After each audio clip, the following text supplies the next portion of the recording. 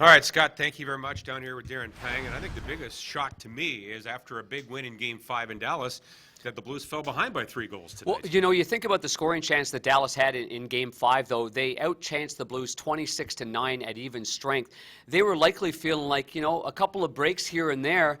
They went the Blues' way in Game 5. And, maybe the Blues thought that this game would be a little bit easier, which is always stunning this time of year.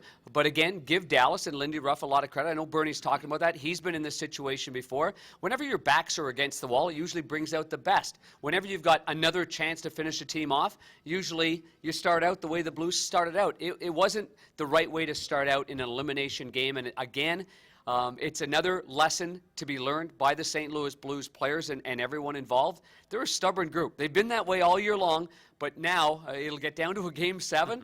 And, John, how they played in the last 40 minutes with utter desperation is the only way they can play to begin the game in Dallas in Game 7. And the Blues did everything they could tonight to try to turn around the momentum. Of course, they switched goaltenders. Jake Allen comes in. He plays very well. And they also switched lines. Steen was on the Tarasenko line for the last 2 periods. Well, Steen was a horse in this hockey game. He just would not give up on any loose puck. He kept so many plays alive that were dead.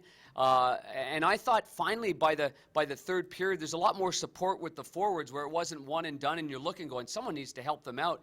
But obviously the other guy that I thought played extremely well in this game was the big Swede. I thought Patrick Berglund had his finest game in this series and took charge when he was lined up with Jori Lehtera and David Backes. Hey, that was a pretty goal in the third period. Great play by Lehtera after a nice pass from David Backes. But again, you can't start the game late. You've got to start the game on time.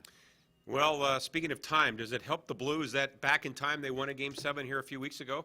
Well, I don't think there's any question. A different series, different time, but the experience of winning Game 7, John, how to prepare for it, even though this one's going to be on the road. The game against Chicago was on home ice. How about Troy Brouwer for 1 second? 9th consecutive Game 7 that he has played. That's unbelievable that he's going to play in Game 7. 9th consecutive. Holy jumping. That's something else. It is crazy. All right, Scott, back to you.